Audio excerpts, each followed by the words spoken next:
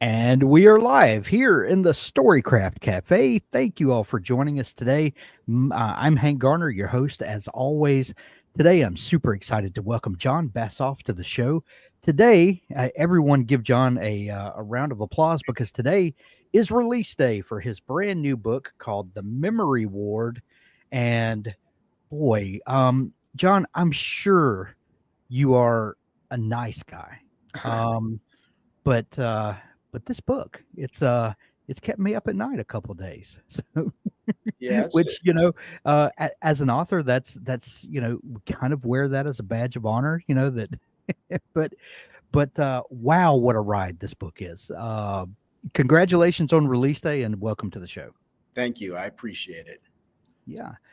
Jon, I like to start the show with a fun question to kind of set the mood and to get the conversation going. And one question that I love to ask people is, what is your first memory of wanting to be a writer or storyteller?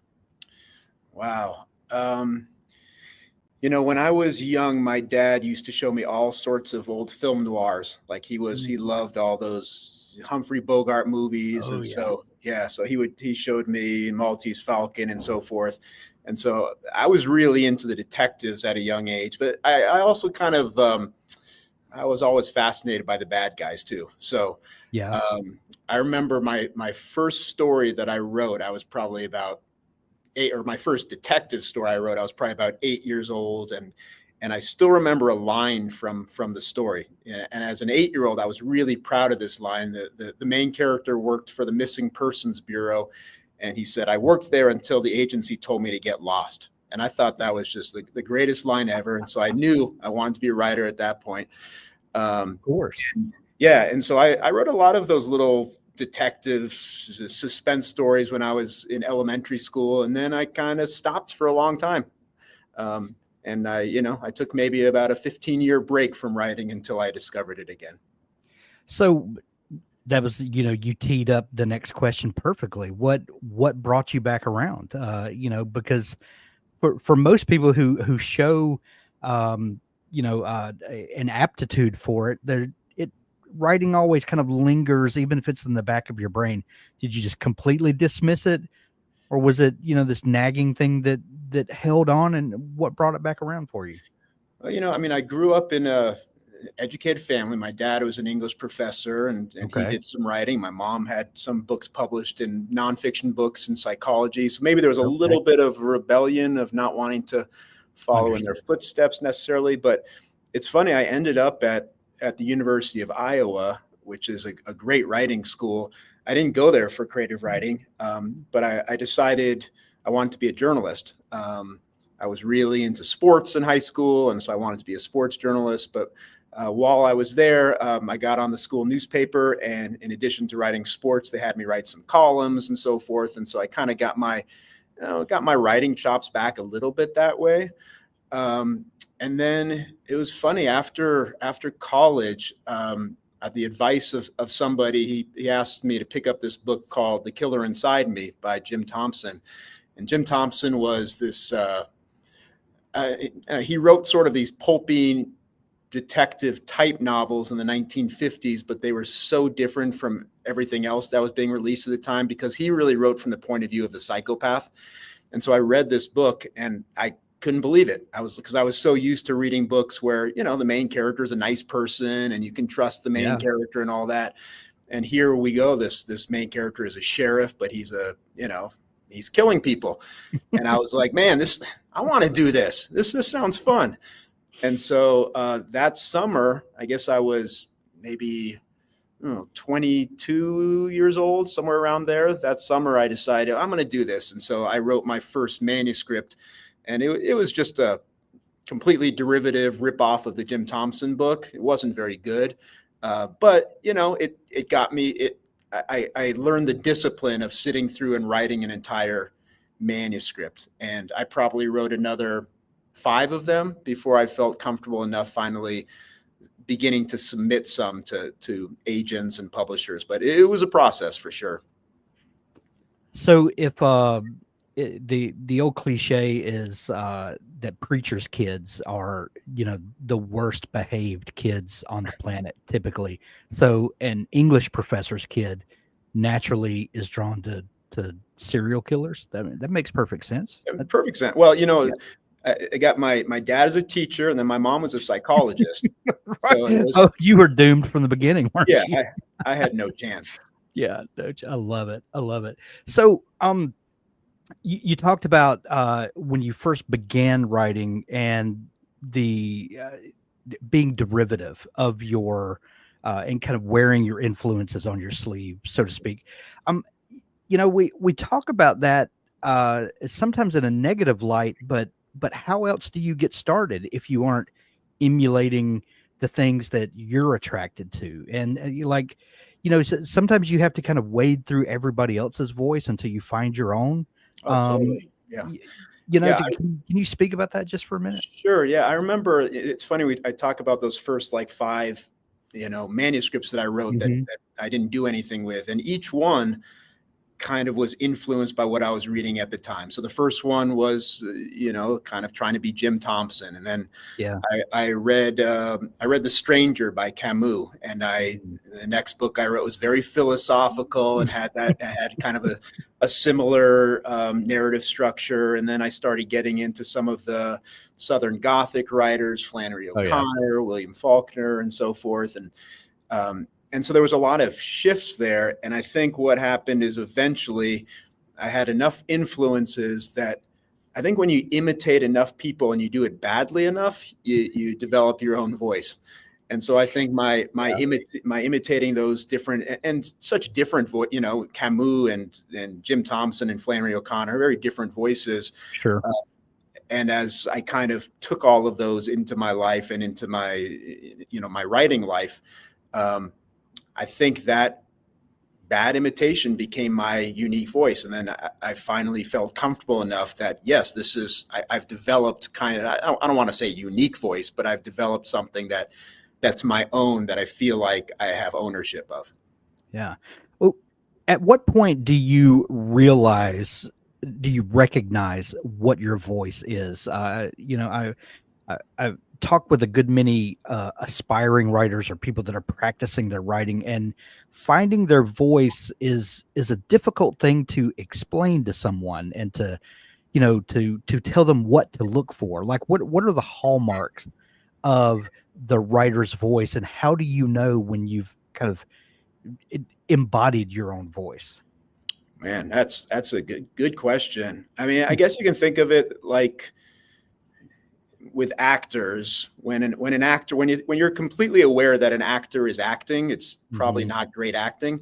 Right. And I think it's the same thing with writing. And it's so obvious that the writer is writing. When the writer, like, you just look and you're saying, oh, look at how hard this writer is trying here to do this and Yeah. that. I think when you've developed your own voice, I don't know if naturalistic is the right word, but you become a little bit less aware of who is doing the writing, and you become, more engaged in just the story or the characters in that story. And so when I was able to read back some of my early work, it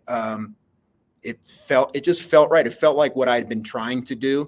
Mhm. Or not my early work, when I finally got something that felt good, and I read it back, and it felt like it was what I'd been trying to do. Whereas my really early stuff, I would read it back and it felt stilted. It felt like just a writer who was trying too hard. And Mm. but I think you have to go through that process. I don't think, Yeah.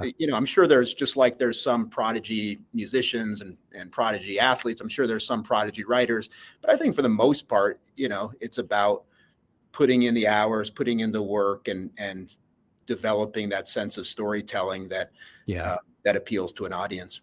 Yeah. Did you say that you wrote about 5 manuscripts that you didn't publish?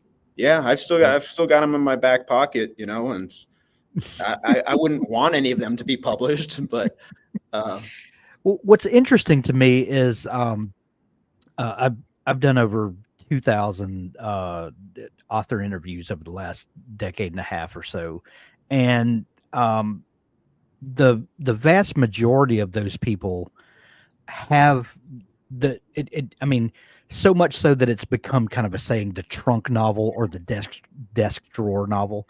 Yeah. That we write a novel and you stick it in the desk drawer, you put it in a trunk, never to see the light of day. There are other people who will write a book and it's exactly what they wanted to say, and it may not be done well, and and they revise and they revise and they revise, and then they workshop it, and they show it to some people at a convention or something, and talk to some agents, and they get some input, and they revise and they revise and they revise, and one day it becomes good enough that they've spent so much time on this novel. Other people like you will go through 5 novels and they just discard it and move on to the next thing.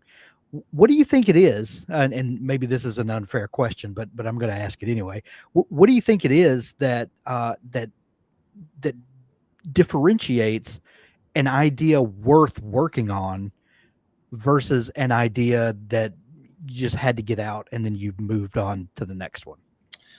Yeah, I think that when I talk about those first few that are in the desk drawer, I think it was because I was still learning how to be a writer. And now I think I would be much less likely to have that book that I would just give up on and put away. I think now I would be much more likely to do what you said, of like, just, all right, I've got this. It's not good enough now, but I'm going to keep pushing on it and keep going until I get it where I want to be.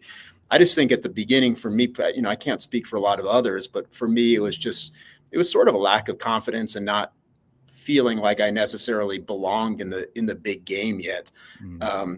And like I was proud of myself, and at the time I thought some of them were decent, and I was on the right track. But I think I was always I was a little short on having a full story arc. I was a little short on character development. I was still learning how to, craft my sentences and so forth.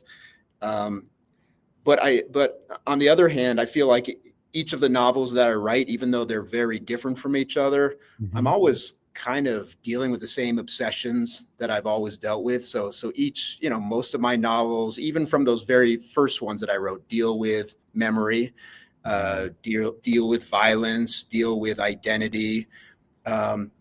So maybe I'm just trying to each time trying to write the same book in a different way. I understand that, actually. Yeah. But I remember hearing about Leonard Cohen, the singer, his song Hallelujah.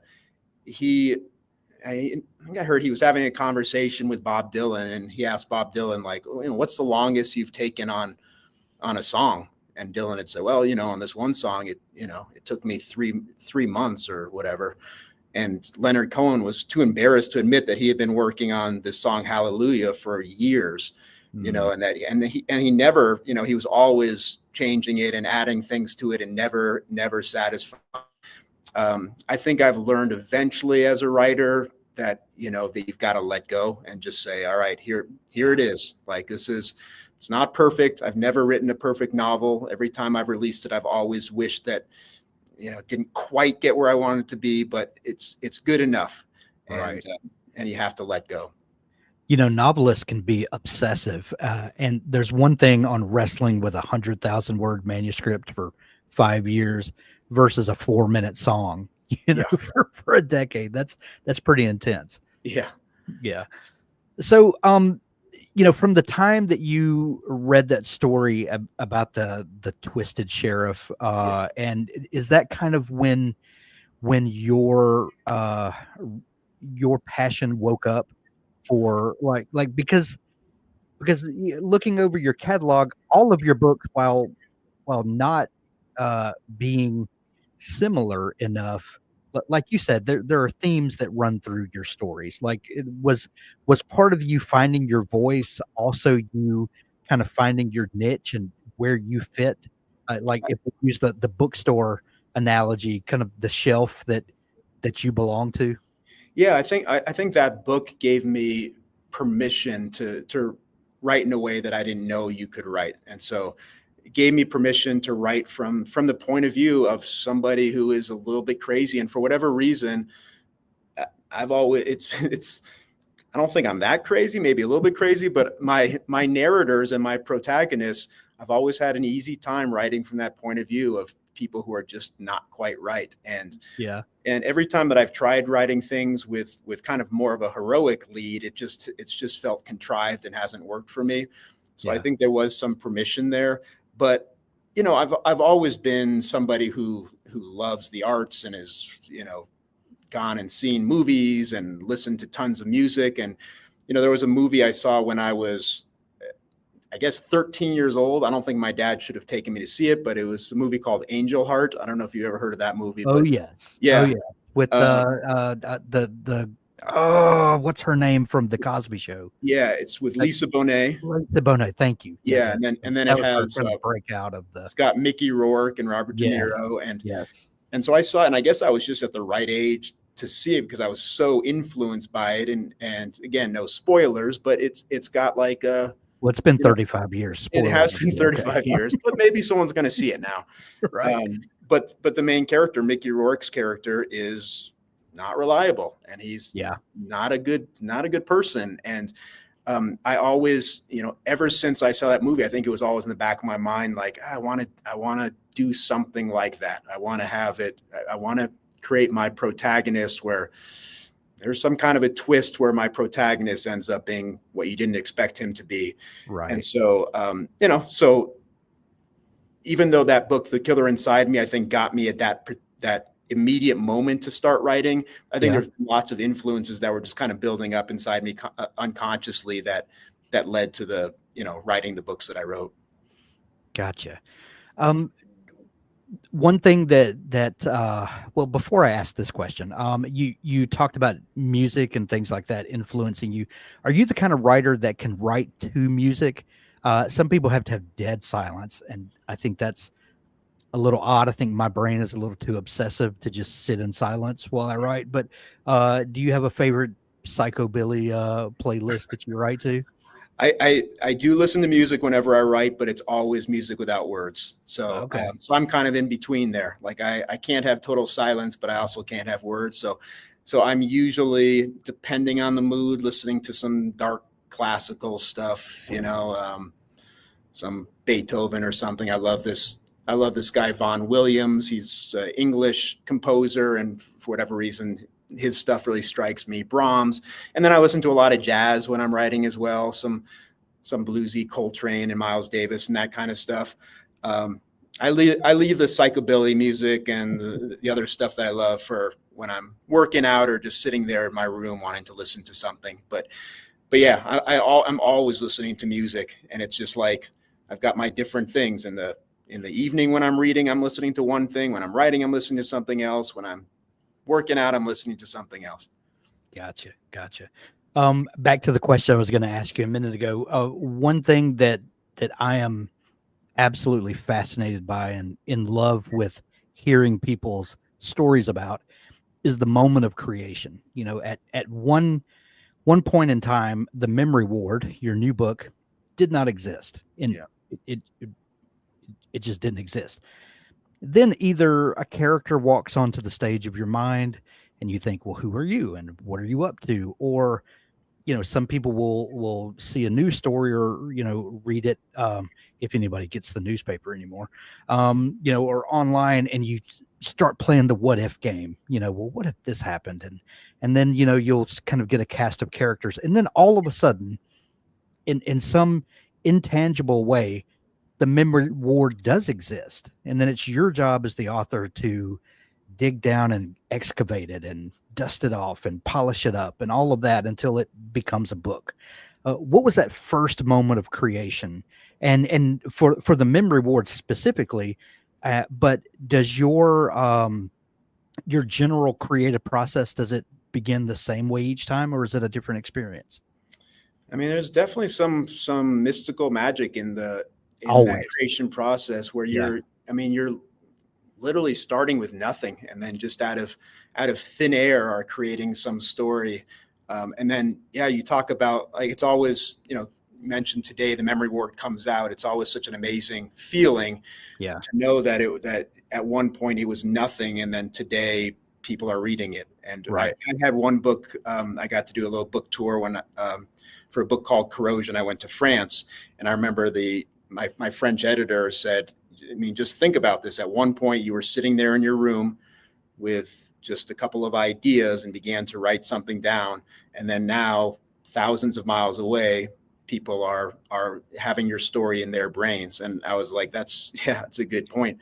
Yeah, I mean, for me, the process usually starts kind of towards the end of when I'm finishing the book that I'm on. Like whenever I'm writing in the midst of a book, I'm so kind of consumed with those Right. characters and that story. And then I think, unconsciously, as I begin winding down, my brain starts opening up to other ideas. And usually they're not fully formed. A lot of times my books will start, just the concept will start with a place. Most of my books, like the setting is kind of a major character in it. And then there'll be like, a lot of times it's, well, what's the worst thing that can happen here in this particular place is a lot of the way I start thinking about it. So there is like that magic moment of first discovering what you're going to write about. And then there's for me, just the dreadful months of trying to put it together into some sort of a form. So I've always planned out my stories. I've always outlined. And for me, that's the hardest part, because I'm trying, it's like you're going rafting or something and you're trying to figure out everything that's going to be coming up way down the river. And it's kind of impossible. And so with outlining, you're trying to sort of predict everything that's going to be happening and get it in an order that makes sense. Now, obviously, once you start writing it, you start going off in different directions. Right. I've never felt comfortable just going in and just relying on that magic to lift me through the entire novel. So I guess I feel it at the beginning, and then it changes into just like really hard work where you're trying to yank things out of your brain, and you're lobotomizing yourself to try to come up with some sort of a story. Right. How long is that like gestational period before, for me, I'll get an idea for a story, or I'll get a character, and a lot of times I'll write 2 or 3 chapters where I'm just kind of feeling out this, trying to figure out this character's voice. Where do they live? What are they up to? And I'm just kind of free writing.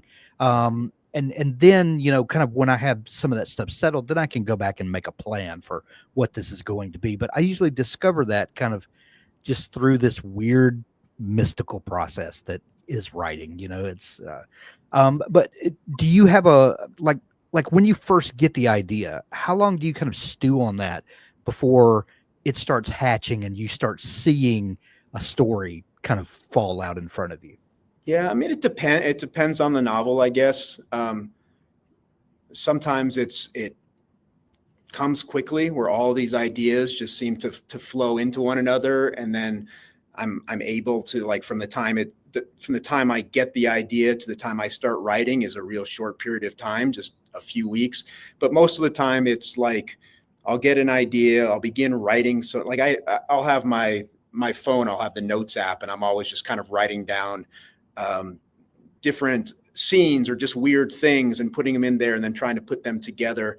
And usually it's a couple months of like just stewing on it, sitting on it, trying to write outlines down, changing the outlines, doing something else, lying in bed at night and trying to figure out how to make it work. I get a lot of ideas when I'm in the shower. I don't know. I guess maybe the hot water relaxes you, but then I'm like, oh, okay, this is how I can fix this problem. For me, with those 3 processes, the planning piece of it, where you're trying to get the concept and the outline, and then writing the draft, and then doing the revision process. For me, I've always preferred the revision process, because I like having the thing that you've sculpted there in front of you, and then you can begin manipulating it and making it better. I really, even though it's exciting to come up with those new ideas, it stresses me out too, because I'm always that beginning part. There's a lot of self-doubt for me of like, okay, this is a cool idea, but can I write a full novel here? Like, Right. And it's such a, like when you commit to it, when you're like, all right, I'm just going to go for it. I'm going to do this. You know, you're committing a year of, or whatever it is, a year of your life to that. And so I get stressed out. When it's time for me to revise, I already know that I've done it. And whether it's, you know, great or not, at least there's something that's there that I can work on to make better and better. Gotcha. We had a great question pop in from YR Owens. How is small town psychological suspense different from any other location? How does the location of your story affect the greater product? How does setting affect how a story falls out? Maybe the way characters behave. Like, what is it about the interesting dynamic of a small town? Yeah, I mean, we think about like some of the early, I talked about film noirs before, but some of the old film noirs and detective ones, most of them took place in cities, you know, early on, where there's a lot of crime and people are on top of each other. But I've always preferred writing about the small town stuff because I think there's a couple of things. You have, usually small towns are in kind of more isolated places where there's a lot of space outside of that small town. And I think that space can sort of symbolize the isolation that people feel. And then, of course, in small towns within the town itself, people are on top of each other. You know, everybody kind of knows their business. And I love the opening scene of the David Lynch film Blue Velvet, where you see kind of this idyllic little small town with the white picket fences and all of that, and everything looks great. And then the camera begins panning down below and you see the dirt, and underneath the dirt, you see all the bugs and the ants and all the creepy crawly things underneath there. So I've always liked having, you know, one thing that you're visualizing of this kind of Americana type of small town, and then something darker underneath there.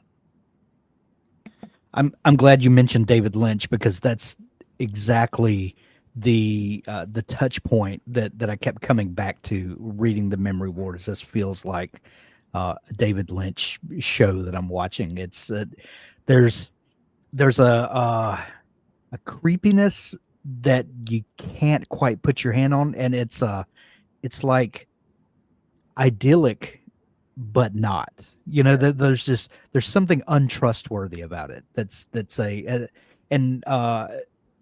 I would think that that's a very difficult thing to pull off, the facade with the, you know, and I've heard this book described as like a Russian nesting doll, that you know, that there's layers to the story.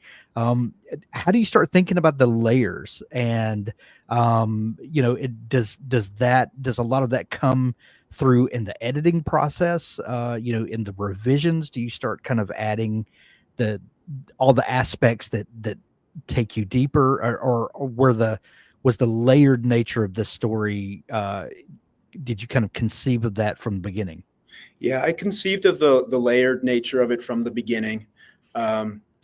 So I kind of, you know, as I said, with the outlining process, I had a pretty good idea of what was going to happen. But then this one was trickier, because you did, in this story, or in this novel, there's stories within stories within stories. Right.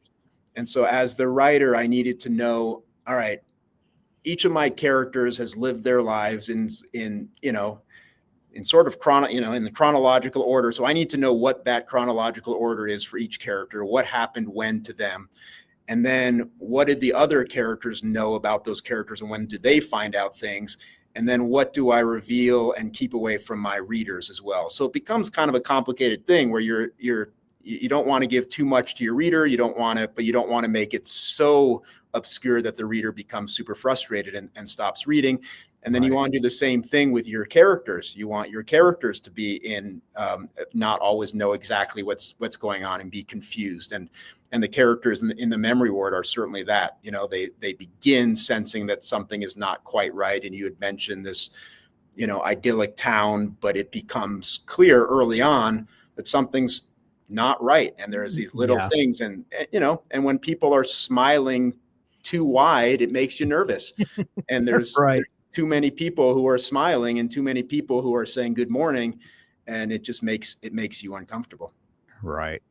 I love a book with a character named Hank because you just don't meet enough Hanks in the world. But Hank Davies is a fascinating character to me. Where did he come from?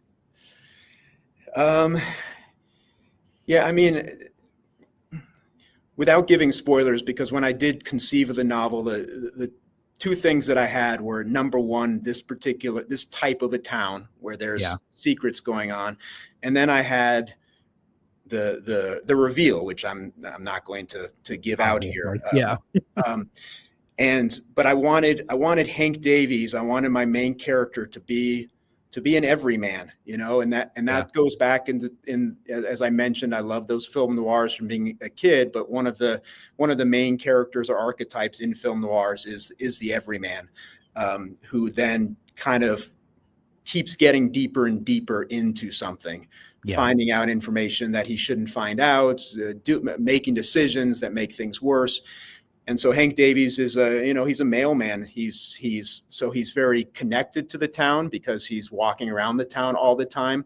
Yeah, but he probably knows more about the town than anyone. That someone that literally walks house to house every day. Yeah, that's what he does, and so it's in some ways it becomes easier for him to begin sensing that something's not quite right because he's out there so much. Mm-hmm. But I wanted him to have a job that wasn't difficult, that was, and that he could begin noticing things. And that's what he becomes. He becomes the noticer. Yeah. And what a great character to do that.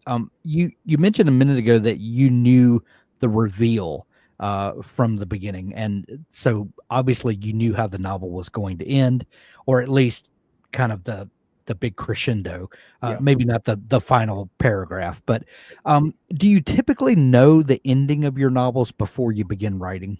I do.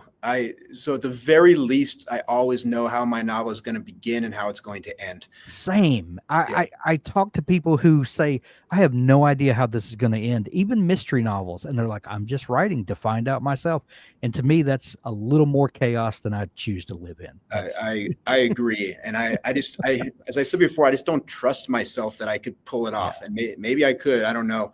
But I teach high school English, and to my creative writing students, I tell them that if it was me, I like the outlining process because it's kind of like taking a road trip, where at least you're going to know where you're going to end up, and then you can figure out how you're going to get there.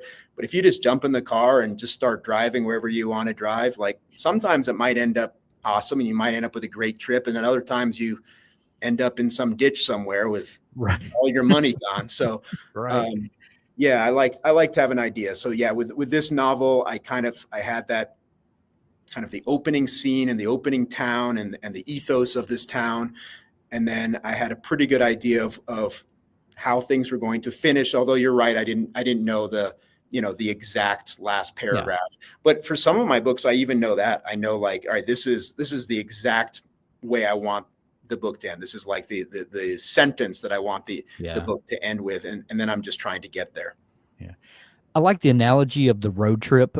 If I'm going to drive from where I live in South Mississippi and to California, I know that I'm going to probably take Interstate 20 a good bit of the way through Texas and Nevada, wherever it ends up. And I kind of sketch out places that I know I'm going to go, but that gives me the freedom that between here and Louisiana, all kind of stuff can happen. But I know at the end of the day, I'm going to be in Louisiana, so I'm not just going off anywhere. That kind of gives me the freedom to not feel constrained by it, but at least know where I'm going. Yeah, I agree. And having the landing point is big to keep your brain on track, for me anyway. Yeah, some people prefer to have they feel like there's more freedom in just writing, and I understand that too. Yeah. But I'm with you. I feel like there is a freedom of having that general idea planned, and then knowing, because you know where you're going, that you can take those little side trips and go see that weird little museum off in West Texas or whatever. Yeah. And if you don't have that, there, for me, there's more of a sense of being constrained, because I know I've got to figure out how to get back on the highway, and I'm panicked that I'm not going to be able to find that highway. Yeah. The Memory Ward is what number book for you? This is number 10. I thought so. That's amazing. Yeah. So the first 8 of them were all with, pretty small presses, which allowed me to do super weird, crazy stuff. And, yeah, some of my earlier novels are even weirder than this one. And then my last 2 have been with Blackstone Publishing, which is a bigger publisher. And it's been great. They've been absolutely fantastic. And it's allowed me to reach a little bigger audience, which has been nice. But, I think every writer takes their own journey towards it. And for me, it was kind of growing up with those small presses before getting to a bigger one. Yeah. My oldest son is a high school English teacher as well. And I have a soft spot for English teachers, but being an English teacher, but also having published 10 books now, is there special insight that you're able to give to your students, kind of being entrenched in the publishing industry the way that you are? I mean, 10 books is a huge accomplishment, whether they were small presses or, whatever. The fact that people get to the finish line of a novel is I like to say, if you have a room with 100 people and you poll those people, how many of you think you have a story in you? You'll probably get 50% of the room. And then you say, okay, well, how many have you actually written and finished a book? And then you might get 2 hands, in that room. It's the amount of people that actually finish something is huge. But then to publish 10 books is, astronomical compared to the rest of the population. What do you feel like that you are uniquely equipped to give to your students? Yeah, I mean, I do think I get a little of that kind of built-in credibility as a teacher, just because of the publishing. And I think also the types of books that I write. I think that when they, these kids who are trying to find we talk about finding our voice as writers, when they're trying to find their voice as human beings, and seeing their teacher writing these kind of strange, crazy books that aren't what they would expect, their teacher to be writing, I think it's kind of cool. I remember this was years ago, and I don't remember which book it was, but I'm sure it was a really dark, twisted one that I had written. And this sweet girl apparently got a hold of one and decided to read it, and came in and said, "Mr. Bassoff, I read your book." And as soon as you said that, I was like, "Oh no." And she said, "I'm never going to be able to look at you the same way again." And I don't know if that was a compliment or a put down, but I took it as a compliment. And and it's been, I've definitely had those students who years later came back or would contact me and say, "Hey, I'm working on some stories, or I'm trying to get published," or whatever. And that's always fun to see that. Yeah. But yeah, I think especially in like when I'm teaching creative writing, the students say, "Well, this guy probably knows what he's talking about, since he's written his books." And because I'm narcissistic, I have my books in the classroom so that they can see them, Unfortunately, I wish I could force them to buy them, but that's probably not very ethical. So I've stayed away from that. You get what you get. Yeah. The Memory Ward is available everywhere today. Go grab your copy of it. Visit your local bookstore, pick up a copy. If you don't have a great local bookstore in your town, we'll put links to it in the show notes where you can grab it from Amazon. I love this book. I know other people will too. Jon, if people are just discovering you and want to dig into all the great stuff that you're up to and dig through your back catalog, where's the best place online to find you? You can just go to my website, which is jonbassoff.com. So it's JONBASSOFF.com. I'm also on Instagram, easy to find. I'm on all the, Facebook, Blue Sky, Twitter, all those places. That's the easiest place. Excellent. We'll link that up to make it easier for folks to find you. The Memory Ward out everywhere today. Go grab your copy. Jon, this has been so much fun chatting. Thank you for taking time to come on the show. I really appreciate it, Hank, and thanks for those questions. Thanks.